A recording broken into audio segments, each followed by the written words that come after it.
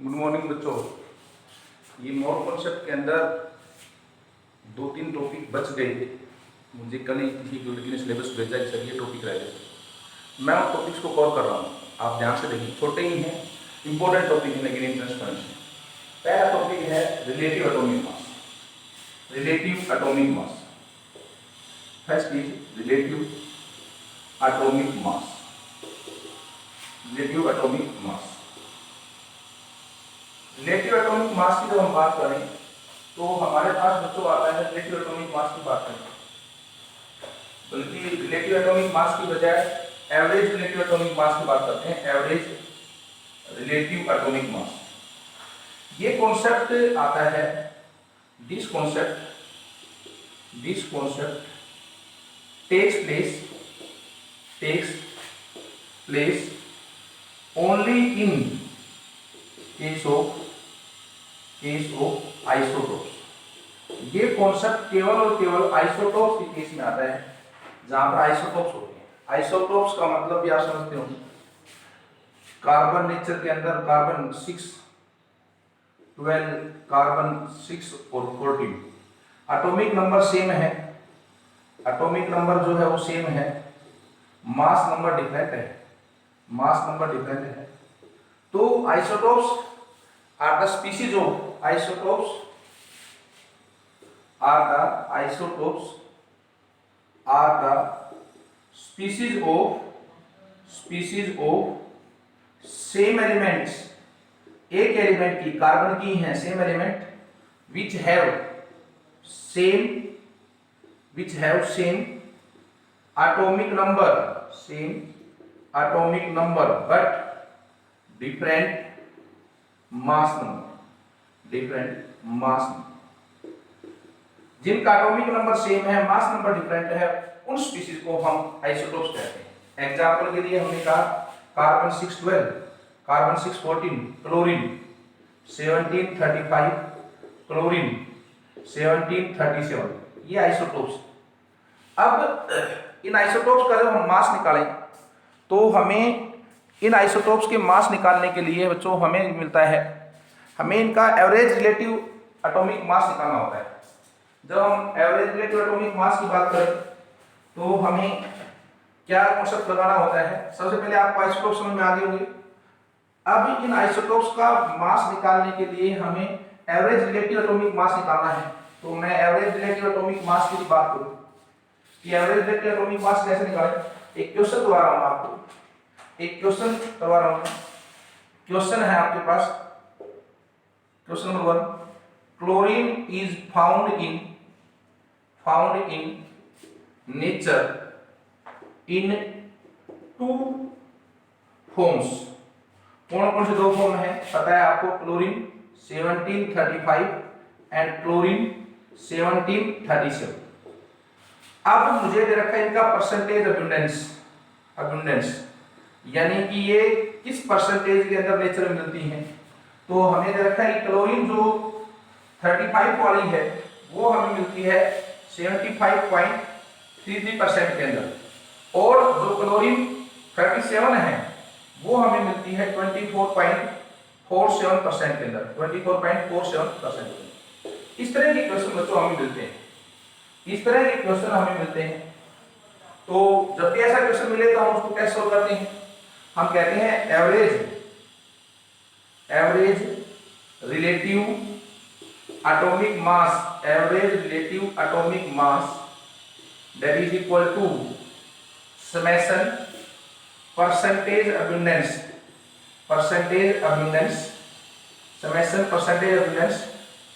Upon 100 into atomic mass. मतलब क्या होगा इसका? Summation percentage abundance upon 100 into atomic mass. Summation जो ये सिंबल है समेशन, इसका मतलब सम को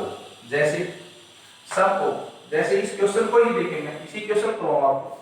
तो यहां पर 2 आइसोटोप्स है, तो यदि मैं एवरेज रिलेटिव एटॉमिक मास निकालूं, एवरेज रिलेटिव एटॉमिक मास निकालें, एवरेज रिलेटिव एटॉमिक मास तो बराबर है एवरेज रिलेटिव एटॉमिक मास बराबर किसके summation percentage of reduction atomic mass upon 100 summation sum of किस किस का सम इसकी परसेंटेज का इसकी और इसका सम। तो पहले की परसेंटेज ऑफ रिडक्शन कितनी है 35 वाले की 35 वाले परसेंटेज ऑफ रिडक्शन है 75.33 अपॉन 100 इनटू इसका एटॉमिक मास कितना है 35 प्लस यदि मैं इससे आगे देखूं 37 वाले परसेंटेज 24.47 अपॉन 100 इनटू इसका एटॉमिक मास कितना है 37। इस सारे को यदि आप सोल्व करोगे तो ये आपके पास एवरेज रिलेटिव एटॉमिक मास आएगा जिसका क्लोरीन का और ये आपके पास आएगा 35.5 क्लियर सर। एक क्वेश्चन इसी के अंदर एक क्वेश्चन रेशियो की फॉर्म में दे देता है, ऐसा ही एक क्वेश्चन रेशियो की फॉर्म में भी दे देता है, परसेंटेज ना देकर रेशियो दे देता है। तो यदि रेशियो की फॉर्म में दिया हमने तो हम मान लो एक क्वेश्चन और करें रेशियो की फॉर्म में एक क्वेश्चन दे रखा है। क्वेश्चन नंबर 2 करें यदि क्लोरीन 1735 एंड क्लोरीन 1737 रेशियो दे रखा है, इनका रेशियो दे दिया इस बार रेशियो 3:1 का रेशियो। बच्चों इस बार रेशियो आ गया, इस बार परसेंटेज नहीं है और हमें कहा गया है एवरेज रिलेटिव एटॉमिक मास निकालना है। तो एवरेज रिलेटिव एटॉमिक मास एवरेज रिलेटिव एटॉमिक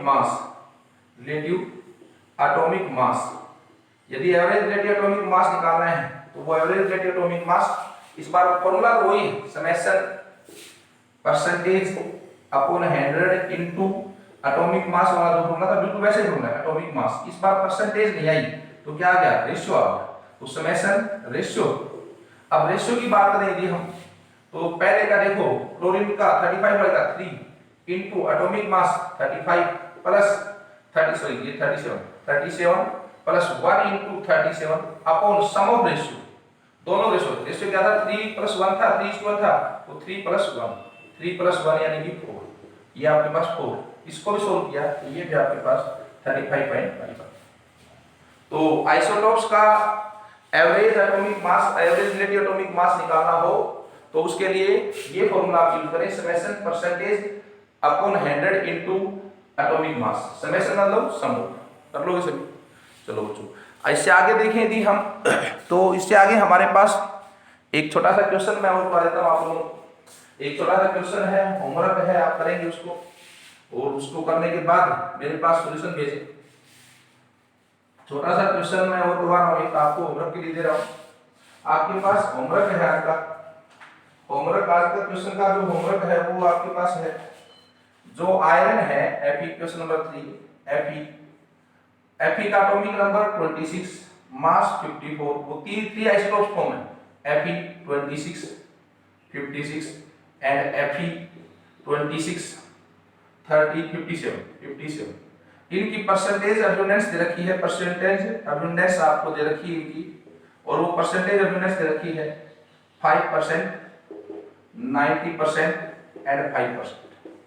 आपको बताना है एवरेज एटॉमिक मास बताना है, average atomic mass of Fe बताना है, Fe का एवरेज एटॉमिक मास बताना है कि एवरेज एटॉमिक मास Fe का कितना होगा। ये बात आपको बच्चों देखो ध्यान से देखो।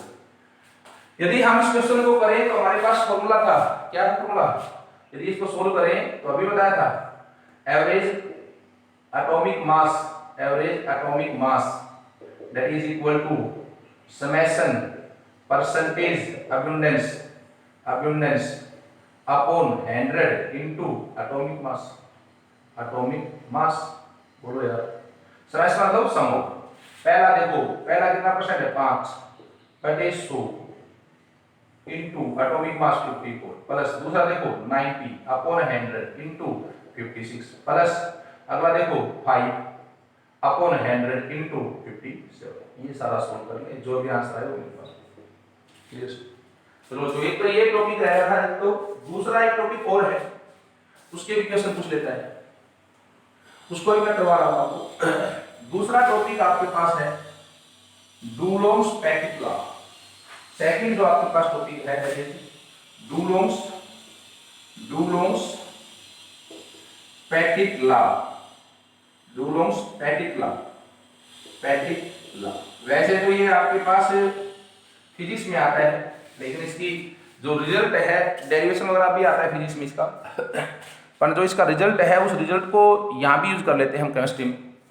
डुलोंग्स पेटिट लॉ की यदि आप बात करें तो डुलोंग्स पेटिट लॉ कहता है for an element for a metal इसी मेटल के लिए स्पेसिफिक हीट इनटू एटॉमिक मास वो कांस्टेंट होते हैं, वो कितना होता है 6.4 होता है। इन दोनों का प्रोडक्ट 6.4 होता है। Specific heat into atomic mass nearly equal to 6.4 होता है। अब यदि ये 6.4 होता है तो सबसे पहली बात तो बच्चे के दिमाग में आती है सर स्पेसिफिक हीट क्या है। आगे आती है डेफिनेशन स्पेसिफिक हीट की, मैं बता रहा हूं आपको स्पेसिफिक हीट क्या है।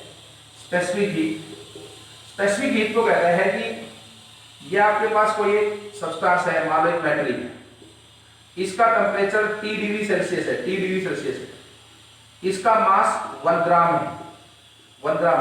हम इसको हीट करें, हम इसको हीट दें तो इसका temperature T plus 1 degree Celsius हो जाएगी।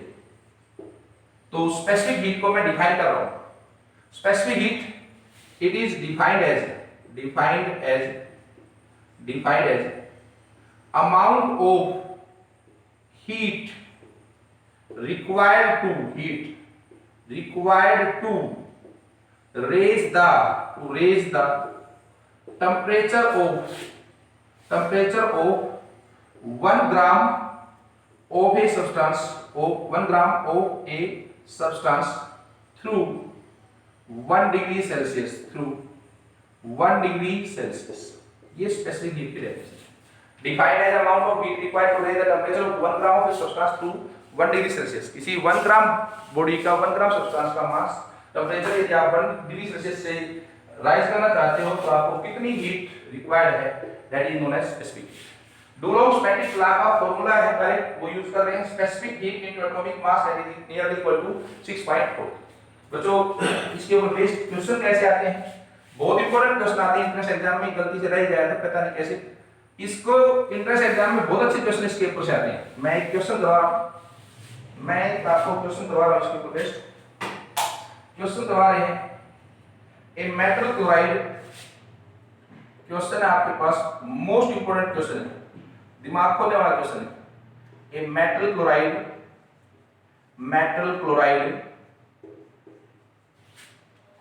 contains 49.5% chlorine। Specific heat of the metal is 0.056। Calculate the valency of the metal की वैलेंसी कैलकुलेट करनी है।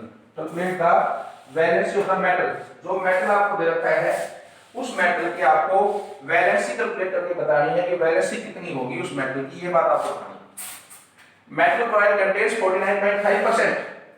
अब देखो स्पेसिफिक हीट दे रखी है मेटल की, हम यदि सोल्व करें तो मैं यूं कह सकता हूं कि डुलोंग्स पेटिट लॉ से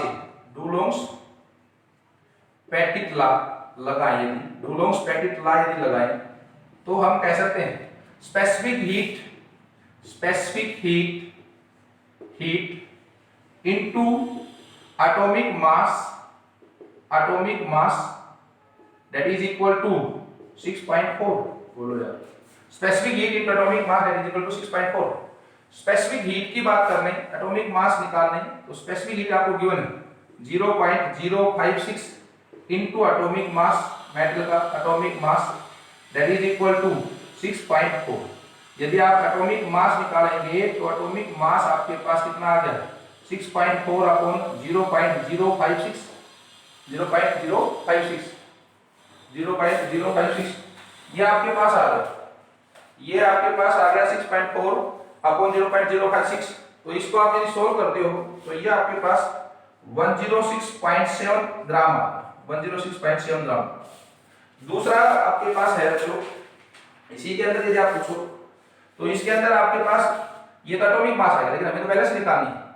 ये मेटल क्लोराइड फॉर्मेशन दे रखी है आपको, इसका सेकंड पार्ट यदि आप उठाते हो तो यहां से आप उठा सकते हो सेकंड पार्ट को कि मेटल में क्या है, metal plus chlorine forms metal chloride. Metal chloride बोलो यार, मेटल क्लोराइड। क्लोरीन कितनी है 49.5 और ये मेटल कितना हो गया, दो ही तो चीजें हैं मेटल क्लोराइड के अंदर, मेटल भी है क्लोरीन भी है, क्लोरीन 49.5 तो ये कितना हो गया 51.5। मैं इन दोनों को ग्राम में ले लेता हूं, ये भी ग्राम ये भी ग्राम।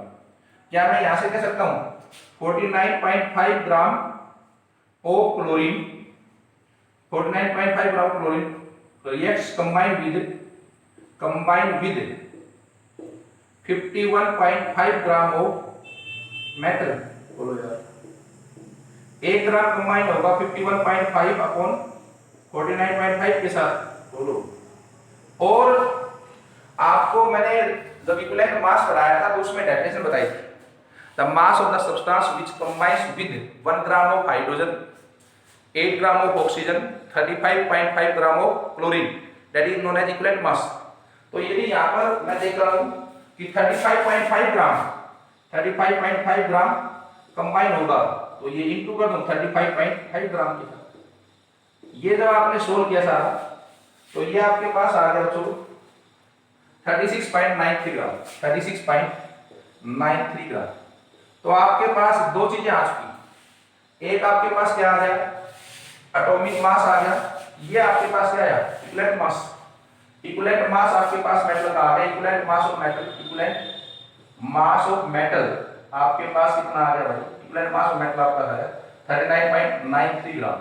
इक्विवेलेंट मास वही तो मास होता है जो कंबाइन होता है 35.5 ग्राम सर, तो हमने ये निकाले 35.5 ग्राम सर।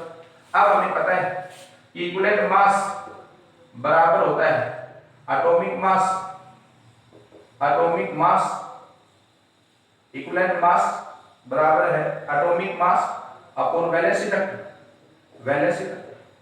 तो एटॉमिक मास 106, तो वैलेंसी फैक्टर क्या आ गया आपके पास, वैलेंसी फैक्टर यहां से निकालोगे, valency factor that is equal to atomic mass upon equivalent mass. बोलो यार इक्विवेलेंट मास, एटॉमिक मास कितना 106.7 अपॉन इक्विवेलेंट मास कितना आ गया आपके पास 39.93, that is nearly equal to 2.89 और that is nearly equal to 3। तो वैलेंसी कितनी आ गई आपके पास 3। बहुत अच्छा सा क्वेश्चन था, समझ में आया होगा सभी को। एक बार फिर दोबारा देख लो ध्यान से बोर्ड पे सारे, एक बार सारे फिर देख लो। मैं फिर बता देता हूं, metal chloride contains 49.5% chlorine, specific heat of the metal is 0.056, calculate the valency of the metal. हमने सबसे पहले डुलोंग पेटिट लॉ लगाया, डुलोंग पेटिट लॉ से निकाला specific heat into atomic mass that is equal to 6.4। यहां से एटॉमिक मास निकाला metal का और वो आपके पास 106.7 ग्राम का। मैंने इक्विवेलेंट का कांसेप्ट लगाया कि metal plus chlorine gives metal chloride. Metal कितना था, क्लोरीन का कितना 49.5, तो मेटल हो गया 51.5। तो मैंने यहां से कहा 49.5 ग्राम of chlorine combines with 51.5 gram of metal 1 gram upon 49.5 और 35.5 ग्राम will combine 39.93। ये इक्विवेलेंट मास है। Equivalent mass that is equal to atomic mass upon valency factor, valency factor atomic mass upon equivalent mass 106 2.89, valency whole number होती है nearly equal to कर दी 3। ये आपकी दो topics थे जो मुझे लगता था मैंने नहीं पढ़ाए, आप इनको देख लें, इनके नोट्स बना लें, अच्छे से पढ़ लें। जल्दी दोबारा मिलेंगे, तब तक के लिए बाय बाय।